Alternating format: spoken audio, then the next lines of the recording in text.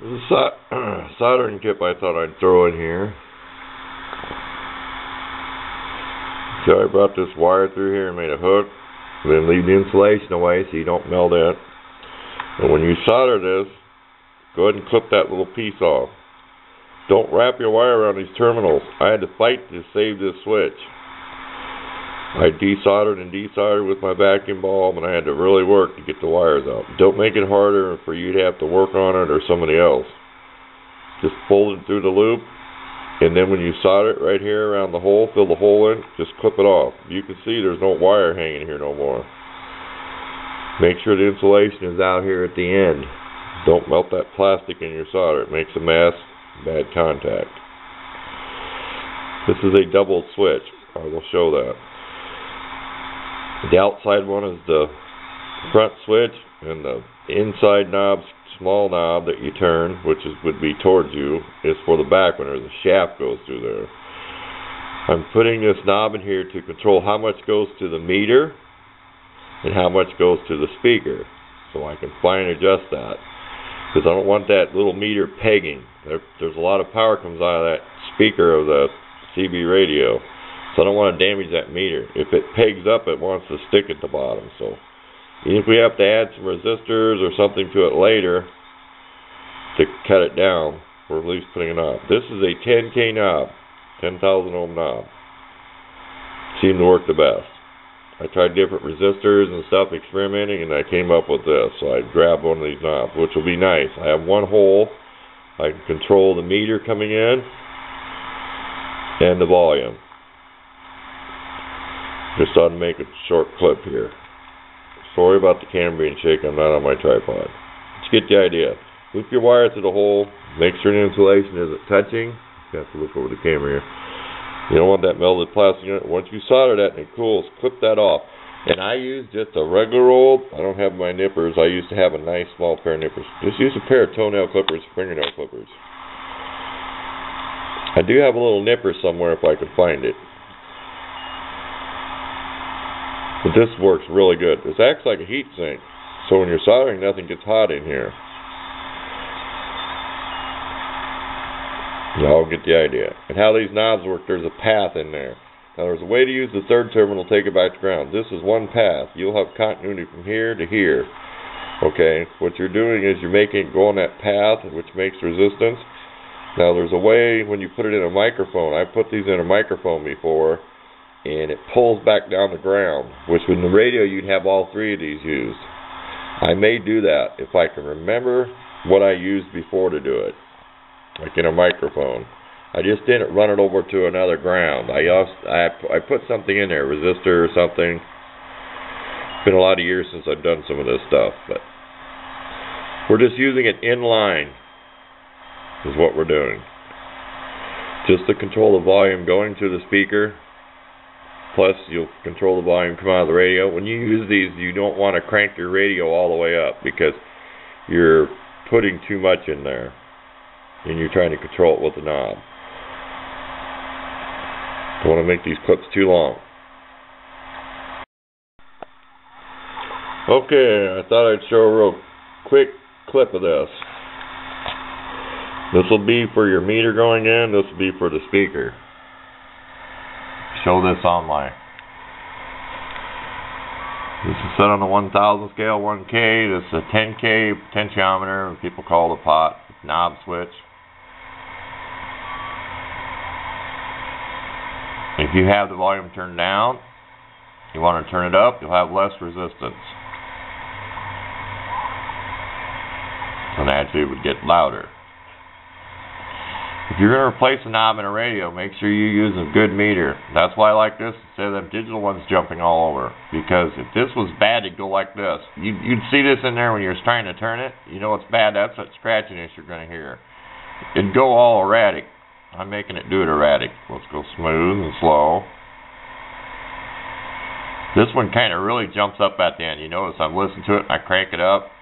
It almost jumps up real loud at the end because it finally gets to the last. Like, boom, it's real loud in there. But no biggie. It's just the way it is. It's what I'm running through it. There's a way to use the third leg of this. All this is you come in the center here. I need a pointer. You come in the center here, and there's a path in there that this rides on. If you look at those little variable resistors on the circuit board, you'll see it's riding on a path. They're three-legged. So this is the same thing, considered a variable resistor. And all you're doing is taking this down the path. It's like a horseshoe-shaped path of stuff that makes resistance. It's black, carbon-looking. And as you get over here, there's going to be less resistance. Well, there's a way to ground this. Because like in a microphone, I put these in a microphone before, stock microphone, where the radio's been butchered in its full modulation to control that. And there's a way to put something here, and I can't tell you because I can't remember right now. We're just using it in line, as in line on a speaker, to control speaker level. There is a way, I'm sure you're supposed to put something here that will pull it back to ground. That's what I was taught, like a microphone. It will help pull it back to ground. This would have been like to the ground, which is the same path as this. So as you finally got up to the top, instead of just grounding, it would also give you more. Because this is the same as this. It's just like a horseshoe-shaped path. Kind of complicated. I can't remember all the stuff. It's been a while since I did it. But this is a double switch. This will run the one in the back. This one's to run in the. This one runs this one in the front. Because there's a shaft goes from this knob all the way to the back one. There's a shaft goes through there. You'll see it's a shaft inside of this shaft. But a lot of radios use this. Cobras, even my Raj 88 unit, and even this one in this advertisement lane here. There's inside-outside knobs. This is an old one. So I have an old console SBE radio. It's old chrome looking. But it kind of gives us the old school look for what we're going for. And shown this in other videos. We're going to have a level for the audio coming in, the sound. It's not going to be the way this meter was meant to be, but it does work. I have a few little clips I'll show when they're talking on the radio, how it jumps up. And you'll hear like a Roger beep in the end, and it really pigs the needle. That's why I have to have an adjustment, because I've had this where it pigs the needle, it wants to stick on me. Here's your zero adjust, which is not on zero. I don't really want on zero. I'm leaving it up just a little bit. But the power supply project, be nice. It does say speaker level here. So I'll be able to put it through here. This hole is actually too big, but I'll shim it up with something. I don't want it slopping around. I use like pieces of plastic course or anything. I don't want the knob slopping around. The power switch is going to go here with a nice big on and off. You can see it in the cabinet there. Here's going to be your binding post. And I'm thinking about in the middle if it will fit. I have a voltage control. I took that off the board. I took one of the little flat ones you'll see that has a little screwdriver, a flat silver shiny variable resistor, and replaced it with one of these. A single one. A switch. So I can control the voltage. Over here, we haven't decided yet. This is open for, because I won't take none of this off. I want to leave this looking the way it is. I don't want to change anything. I don't even want to paint it. All I do is take some furniture polish and scrub and clean this. I did pull the meter out of the case real carefully and clean the dust off back there with a Q-tip. I didn't want to use no cleaner, then it'd leave smears. But I took these screws out. There's 3 of these, and this pulled out of the case. I thought about maybe making a hole for a light, because you could shine a light up from the bottom. I haven't decided yet. You're not going to get one from the top because this fits up against there. As you can see, there is a space there. So we're going to experiment with a little bulb. Your little CV bulbs. I can grab one. I'm running out of them.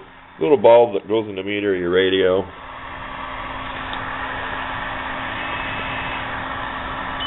I'm down to only a few. But we're going to experiment.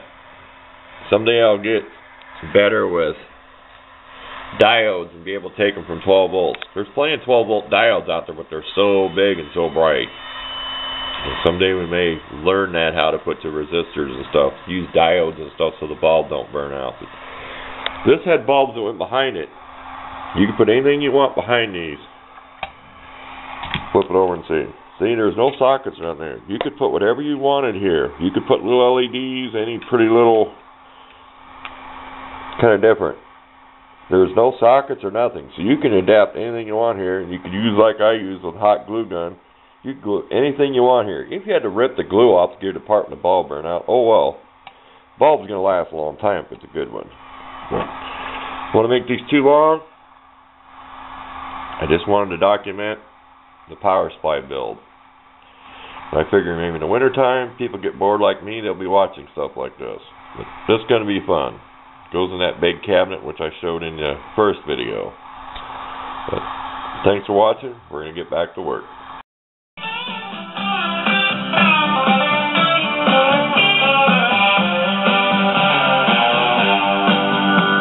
I've got to admit I do some looking too.